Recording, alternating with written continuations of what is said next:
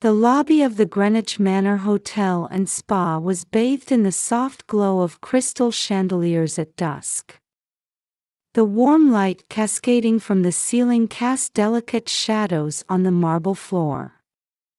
As gentle classical music played in the background, I held my 7-year-old daughter Emma's small hand tightly while trying to hide my exhausted expression. The fatigue from a week as a project manager in Manhattan still lingered in my body. Nevertheless, this weekend was special. It was a family trip to celebrate Mother's 65th birthday. Since losing my husband 2 years ago, my heart has been filled with complex emotions during these family gatherings. "Welcome to the Greenwich Manor, Mrs. Miller." While nodding to the receptionist's refined greeting, I unconsciously adjusted the collar of my navy suit. Though it was the same as my usual business attire, I felt somewhat unsettled today. "Mama, this hotel is so beautiful. It's like Cinderella's castle." Emma, wearing a light blue summer dress, looked around with sparkling eyes. Our reflections in the marble floor were as beautiful as a mirror. My heart softened a bit at my daughter's innocent smile. "Yes, it is. Grandma's birthday party is going to be wonderful." Even as I said this, small worries were swirling in my mind. Since losing my husband John, family relationships had subtly changed. Mother seemed particularly concerned about me raising my daughter alone, and my sister Patricia never missed a chance to showcase her perfect family life on social media. We took the elevator to the 5th floor and headed to the French restaurant, Le Jardin, where we had reservations. When we entered, Mother, my sister Patricia, and her daughter Jenny were already waiting. The table was set with crisp white linens and perfectly arranged silver cutlery. The Connecticut sunset streamed through the large windows. "Elizabeth, Manhattan keeps you busy as ever, I see." Mother, wearing a pearl necklace, greeted me with her usual refined smile. Dressed in a navy blue dress, she remained as elegant as ever. However, I could sense concern for me hidden behind that smile. "Yes, but I'm fulfilled. Emma's doing well in school, and work is going smoothly. I never see you post anything on social media. Why don't you share some family photos once in a while?" Patricia, wearing a designer dress, said with a slightly sarcastic smile on her perfectly made-up face. Beside her, Jenny, in a pink dress, showed a somewhat tense expression. I sensed something unspoken in her eyes. "Jenny, sit up straight. Like a lady. With that posture, you'll ruin tomorrow's ballet recital." "I'm sorry, Mama." Jenny quickly corrected her posture at Patricia's stern voice. Watching this, I felt something was off. My sister frequently checked her smartphone between courses, apparently taking selfies to post. I noticed that Jenny's expression only changed to a natural smile when she talked with Emma. At 9 p.m., when Emma and I finally returned to our room, we gazed at the night view through the large window. It was a quiet suburban night scene, different from Manhattan. While relaxing on the bed, Emma suddenly said, "Jenny could be a good friend. But she looked kind of sad." "Yes, she did," I answered thoughtfully. Somehow, a slight unease remained in my heart. Patricia's perfectionist attitude, Jenny's tense expression, and mother's worried gaze. As I watched Emma's sleeping face, I hoped these 2 days of family weekend would pass peacefully. When morning light streamed into the room, I was already awake. Last night's unease still lingered in a corner of my mind. Looking at Emma's sleeping face beside me, I was mentally organizing today's schedule. When my husband was alive, such family gatherings flowed naturally, but now everything carries a bit of tension. It's Mother's birthday, and we're celebrating as a family. Outside the window, the early morning Greenwich streetscape stretched out. The orderly scenery typical of this upscale residential area emerged hazily through the morning mist. At this point, I had no way of knowing that the events about to unfold would significantly change our family's dynamics. At 8 a.m., when we went down to the hotel's breakfast venue, the Garden View, Mother, Patricia, and Jenny were already seated. The luxurious buffet featured an impressive breakfast spread including Belgian waffles, eggs Benedict, smoked salmon platters, and seasonal fruits. Pleasant cooking sounds and aromas wafted from the live kitchen corner where chefs prepared omelets to order. "Good morning, Elizabeth." "Emma, what a lovely dress. Did you buy it in Manhattan?" Mother greeted us while elegantly holding her coffee cup. Her gesture reflected 40 years of upper-class life in Greenwich, and I found myself unconsciously straightening my posture.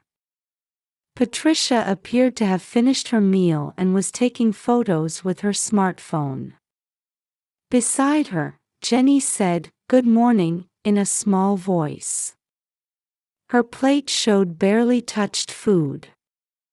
After we sat down at the round table, Patricia suddenly pulled out what appeared to be an expensive Cartier necklace case. There was something calculated about her gesture, as if she had been waiting for this moment. "Oh, haven't I shown you yet? This is what my husband gave me for our 10th anniversary. It's a 20-carat diamond. Everyone at last week's charity party was so envious." When she opened the case, there indeed was a magnificent diamond necklace. The jewel sparkled brilliantly in the morning sun, seeming to symbolize Patricia's perfect life. "My, what a lovely piece. But such an expensive item at breakfast."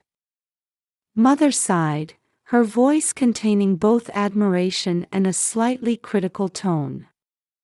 40 years of experience in Greenwich society enabled such subtle nuances. "Wow, it's so pretty. Can I touch it? It looks like a doll's necklace," Emma exclaimed innocently.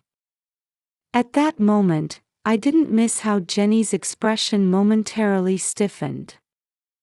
Her hand unconsciously clutched her dress sleeve. "Just for a moment. Be careful not to leave fingerprints." Patricia proudly showed Emma the necklace. Taking out her smartphone to photograph the scene, she continued. Something almost pathological seemed to lurk behind her eyes. After finishing breakfast, just as we were about to return to our rooms, a sudden incident occurred. Shortly after Patricia returned from the powder room, her scream echoed through the breakfast venue. Other guests enjoying their elegant breakfast all turned around at once. "My necklace is gone.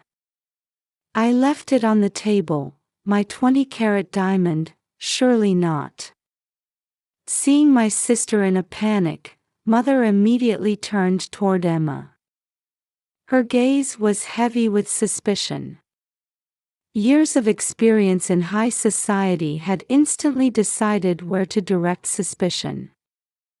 Wait, what do you mean? Emma didn't do anything. I couldn't hide my agitation. Emma said in a small voice that she only touched it, but Mother and Patricia's gazes were already fixed on my daughter. I felt strong indignation at the suspicious looks directed at a 7-year-old girl. We should call the police. This is a proper theft case. Mother's cold voice cut through the morning stillness. That voice carried the same sternness I had heard during my rebellious phase. Wait. You're suspecting my daughter. A 7-year-old child. While I desperately tried to protect Emma, Patricia's voice rang out cold as ice. She was very interested in it yesterday, wasn't she? Emma, dear, why don't you tell us honestly? If you confess, we'll be lenient. Behind those words lurked a controlling attitude, as if speaking to her own daughter. Emma's shoulders began to tremble. Large tears rolled down her cheeks. It wasn't me, please believe me. Mama. I really only touched it. As I listened to my daughter's desperate plea, I felt something breaking inside me. Then suddenly, I caught Jenny's expression. Though she was looking down, there was a faint but definite smile on her lips. That expression was completely different from her usual tense demeanor. Mother had already called the front desk, requesting them to call the police.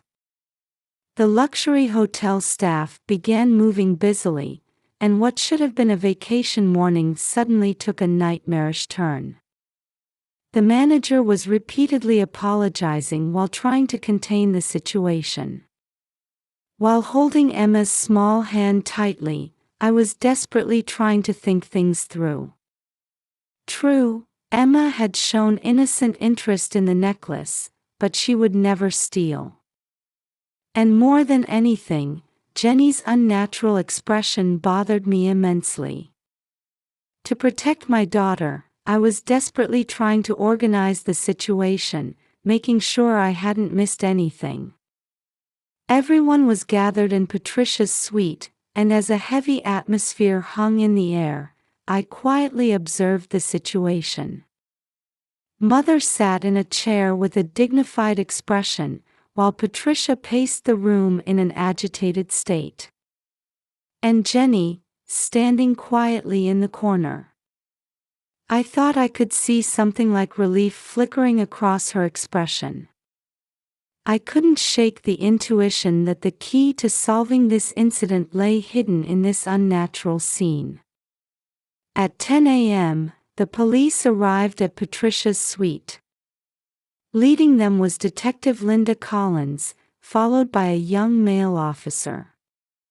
They both appeared calm, perhaps accustomed to theft cases in luxury hotels. Could you explain the situation in detail? Detective Collins's voice was surprisingly gentle. Perhaps Greenwich police were well versed in handling cases involving the upper class. My 20-carat diamond necklace disappeared. During breakfast, this child. Patricia pointed at Emma with a trembling finger. There was something theatrical about her gesture. Detective Collins didn't miss this, briefly furrowing her brow. Young lady, what's your name? Detective Collins crouched down to Emma's eye level and spoke gently. Emma Miller. I'm 7 years old. Emma answered in a trembling voice. I placed my hand on my daughter's shoulder, trying to reassure her. Emma, you don't need to be scared. I just want to know what happened. Detective Collins's voice carried a warmth backed by experience. Emma seemed to regain some composure. The necklace was pretty, and I just touched it when they let me, really. At that moment, I saw Jenny, who had been still in the corner, slightly tremble. Detective Collins's sharp gaze caught that movement for an instant. "May we check your belongings, young lady?" Emma's bag contents were spread out on the table. A Disney princess stationery set, her favorite picture book, cookie snacks. All typical belongings of a 7-year-old girl. Nothing has turned up, has it? At Detective Collins's words, Mother and Patricia showed clear agitation. But who else could have? Patricia's voice trailed off. At that moment, Detective Collins quietly turned toward Jenny. "Jenny, did you see anything?" At that voice, Jenny's body began to shake more strongly. Patricia immediately stepped in front of her daughter. "What are you trying to ask my daughter?" "Ma'am, if we could talk privately." Detective Collins invited Patricia to another room. However, Patricia strongly refused the suggestion. "I won't leave my daughter's side." At that moment, a small voice escaped from Jenny. "Mama, enough." All our attention focused on Jenny. Large tears had welled up in her eyes. "Jenny, what's wrong?" When Detective Collins gently asked, Jenny slowly began rolling up her sleeve. There were clear bruise marks. Patricia hurriedly tried to grab her daughter's hand, but Detective Collins stopped her. A heavy silence dominated the room. Jenny's trembling voice broke that silence. "Mama, when I make mistakes." Jenny began speaking through tears. Minor mistakes in ballet lessons, dropping in test rankings, all had become reasons for physical punishment. And the necklace. Mama put it in her makeup pouch. At those words, the color drained from Patricia's face. Under Detective Collins's direction, the young officer checked Patricia's makeup pouch. There, indeed, was the necklace in question, hidden away. "Patricia, how could you?" Mother's voice trembled. The truth came to light. Obsessed with portraying a perfect family, she had abused her child and tried to frame her innocent niece. Emma silently went to Jenny and held her hand without a word. The pure interaction between the two girls felt like a faint ray of hope in this heavy atmosphere. Detective Collins carefully organized the situation. The need to report to Child Protective Services, the importance of counseling, and above all, the path to family reconstruction. While silently embracing my daughter, I was thinking about how our family should be from now on. Perhaps there's no such thing as a perfect family. But true recovery might begin from acknowledging and accepting each other's wounds. Outside the window, the spring sunlight continued to pour down unchangingly. As the afternoon sunlight painted the room white, we were meeting with Sarah Johnson, a social worker from Child Protective Services. She had responded surprisingly quickly to Detective Collins's report. Given the strong suspicion of abuse, temporary protective custody might be necessary. Sarah's quiet voice resonated in the heavy atmosphere. Patricia, having lost her previous haughty attitude, was trembling in the corner of the sofa. "Why did you do this?" "Patricia, you." To my question, after a long silence, my sister began speaking in a thin voice. I wanted to be perfect, wanted to be the ideal family that everyone envied. Her confession wouldn't stop, like a dam breaking. Her obsession with collecting likes on social media. Her thirst to always be the object of envy. And the reality that she had chosen her daughter, the weakest presence, as an outlet for these distorted desires. I had to post every day. It was all lies, but I couldn't stop. While listening to Patricia's confession, Mother was quietly crying. I bear responsibility too. Mother's unexpected words made everyone in the room hold their breath. I demanded too much perfection from my children. I bound you too tightly. Elizabeth, Patricia, I'm sorry. 40 years of life in Greenwich's upper society. Days of constantly minding appearances and forcing pretense. That pressure had unknowingly cast shadows onto the next generation.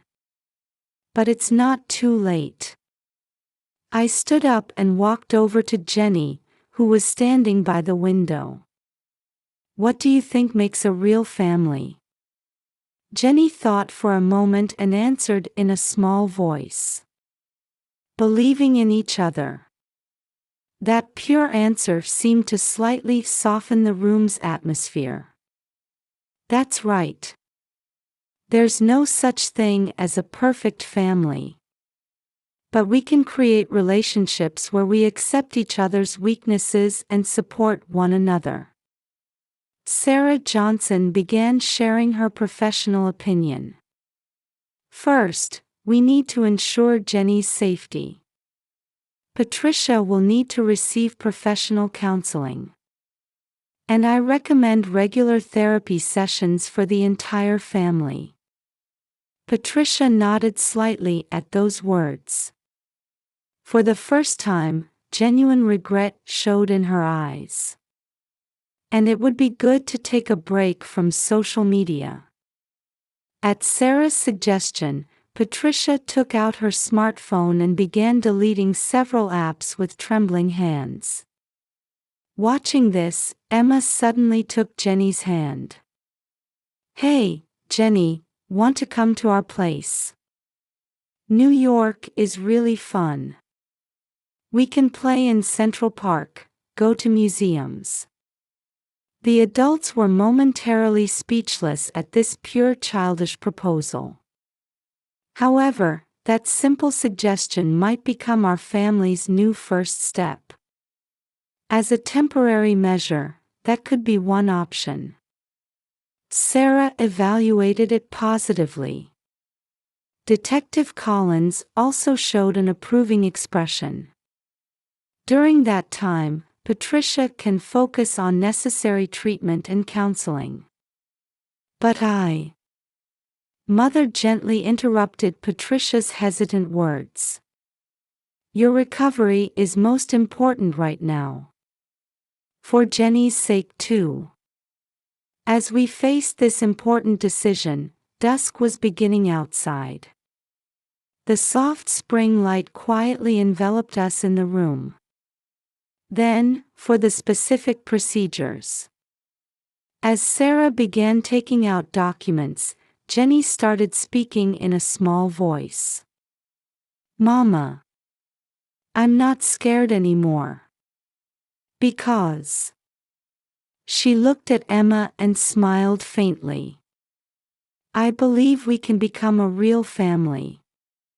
At those words, large tears rolled down Patricia's cheeks. For the first time, real tears, not performed ones. I'm sorry. I'm sorry. She knelt down and gently embraced Jenny. That figure showed genuine motherly love, completely different from the affectionate displays staged for social media. We can take it slow now. At Mother's words, I felt the room's pressure gradually dissolving. While signing the final documents, Detective Collins gave us advice. Family reconstruction takes time. But if you face things honestly like today, a path will surely open. While preparing to return to Manhattan, I gazed out the window. Greenwich's streetscape remained orderly as ever.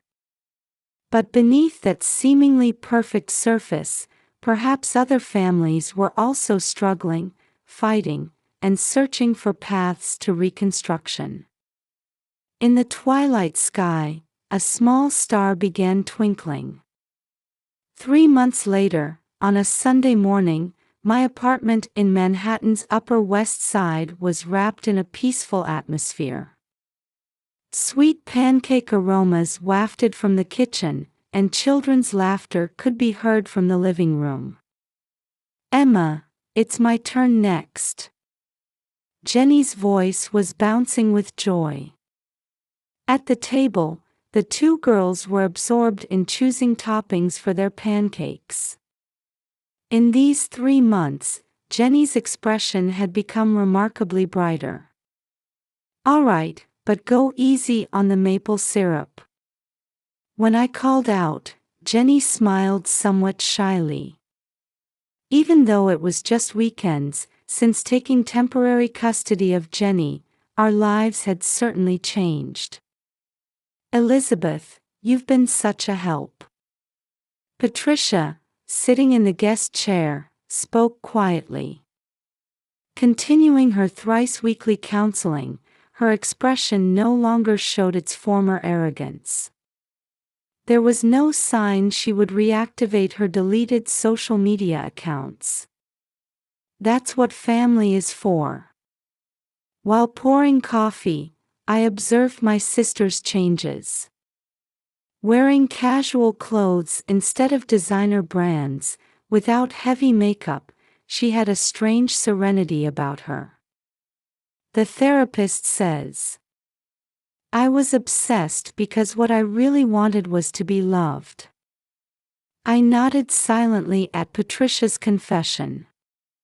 Perhaps deep in her heart lay a need for approval that had been there since childhood. "Mother has changed too." Patricia nodded in agreement at my words. Last week, Mother announced she would postpone her planned move to a retirement home. Instead, she wanted to participate in weekly family counseling and spend precious time with her grandchildren. We took quite a roundabout path, didn't we? Outside the window, Central Park's greenery sparkled in the early summer sunlight. The scene made the events in Greenwich 3 months ago feel like a distant past. "Hey, let's go to Central Park next weekend." "I want to go to the zoo." At the children's voices, Patricia hesitantly suggested, "Could I come along too?" "Of course. Jenny would love that, wouldn't she?" Just then, the doorbell rang. When I opened it, there stood Mother. "Grandma." As the children rushed over, Mother showed a gentle smile. In her hands was a homemade apple pie. "Remember how we talked about the apple pie I used to make during our last family therapy? I tried making it for the first time in ages." At those words, tears glistened in Patricia's eyes. Mother hadn't made homemade treats since we were little. "Elizabeth, Patricia, you know, I've realized something lately." Mother slowly wove her words together. "I was also desperate to play the perfect family. But really, I just wanted to be with my daughters." On the table lay pancakes and apple pie. Though not perfectly presented, their warmth touched our hearts more than any Instagram-worthy table setting from before. The therapist said something. Patricia began, as if remembering words from counseling.